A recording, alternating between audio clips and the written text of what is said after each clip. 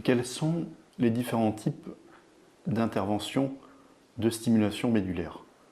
On peut distinguer finalement deux types d'interventions.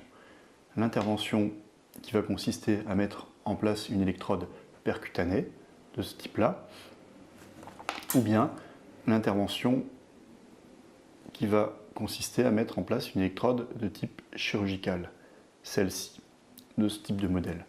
Suivant l'un ou l'autre de ces dispositifs, l'intervention va être différente. Dans le cas d'une électrode percutanée, l'intervention va se dérouler sous anesthésie locale, c'est-à-dire que le patient va être allongé et on va introduire une aiguille en bas de la colonne qui va permettre de monter cette électrode percutanée dans l'espace péridural, c'est-à-dire en arrière de la dure mère, un petit peu comme un cathéter de péridurale chez une femme enceinte. Donc cette montée de l'électrode se fait sous le contrôle d'une radiographie en permanence, ce qu'on appelle une scopie, et on va centimètre par centimètre avec un guide monter cette électrode jusqu'au niveau que l'on pense médulaire de la moelle épinière, où l'on considère que la douleur se projette. L'avantage de cette technique, c'est que comme le patient est sous anesthésie locale, il va pouvoir coopérer.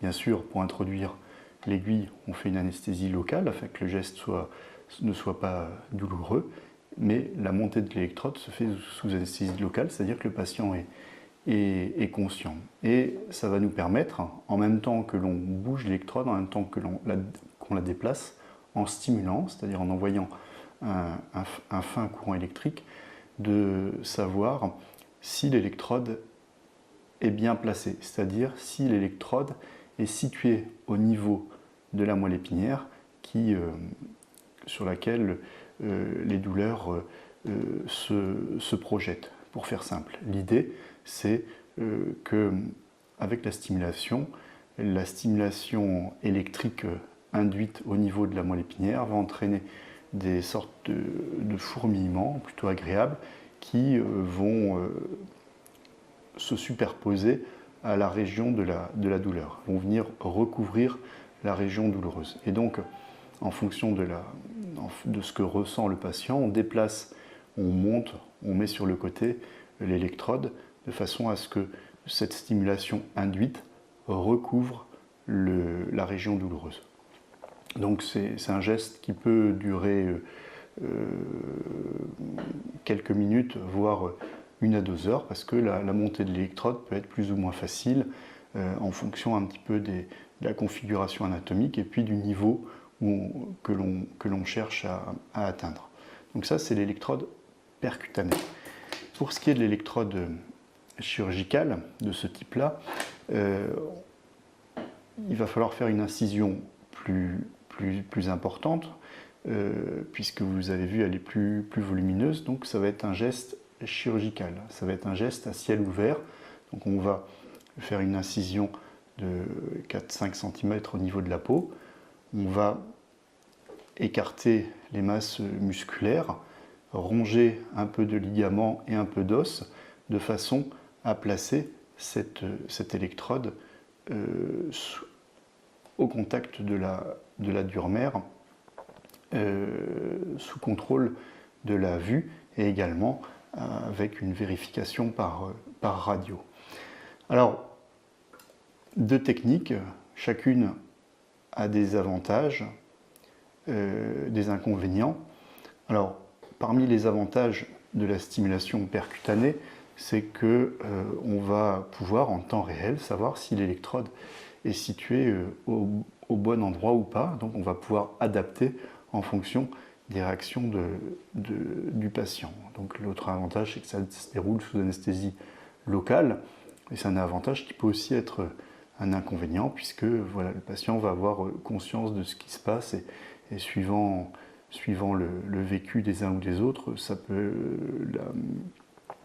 l'idée d'une anesthésie locale peut être plus ou moins bien ressenti. Donc ça dépend un petit peu du vécu de chacun d'entre nous, savoir est-ce qu'il est préparé à une anesthésie locale.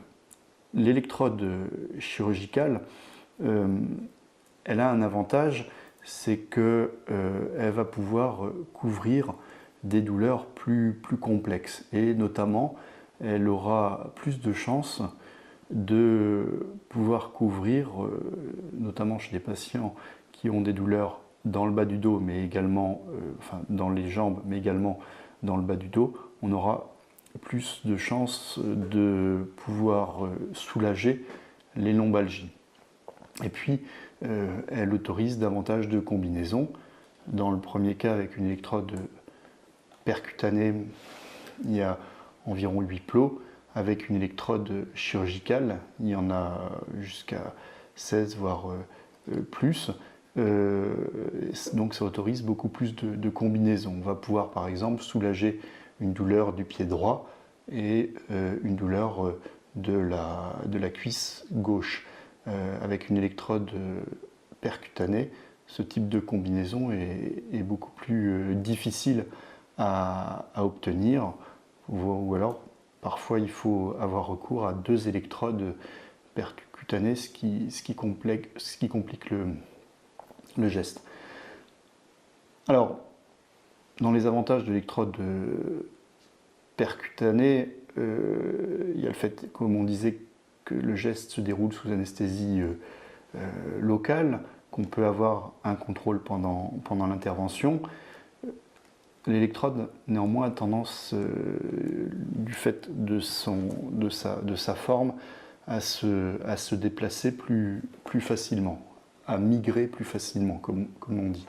Elle a aussi, elle est peut-être un peu plus gourmande en énergie que l'électrode chirurgicale, qui permet de mieux orienter le champ électrique.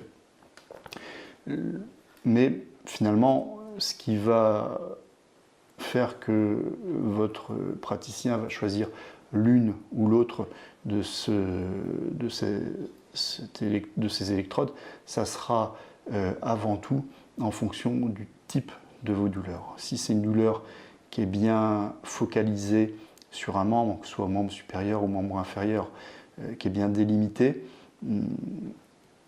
on ira plus volontiers vers l'électrode percutanée. En revanche, si la douleur a tendance à être plus étendue, plus complexe, et notamment à s'accompagner de lombalgie, la préférence ira vers l'électrode chirurgicale. Les risques avec l'électrode chirurgicale, le risque d'hématome est peut-être un peu plus élevé, même s'il reste assez faible, tandis qu'avec l'électrode percutanée, le risque de brèche, c'est-à-dire de trouer la dure mère lorsqu'on introduit l'aiguille, est plus important, avec le risque, on en a parlé, d'avoir un syndrome post-ponction lombaire, c'est-à-dire des maux de tête en post-opératoire liés à l'écoulement de ce liquide. Bon, c'est une complication qui est bénigne, mais qui doit être mentionnée. Dans les deux cas, c'est 2 techniques qui ont fait la preuve de leur efficacité. Et donc après avoir mis en place ces électrodes, qu'elles soient chirurgicales ou percutanées, on fait une phase de test d'une semaine à environ une quinzaine de jours, dans lequel on va tester l'efficacité de la stimulation, s'assurer que cette stimulation permet effectivement de diminuer les douleurs. Et puis à l'issue de cette phase test, si le patient est satisfait, bien soulagé, ce qui est le cas dans environ 80 à 90% des cas, on mettra le boîtier de neurostimulation.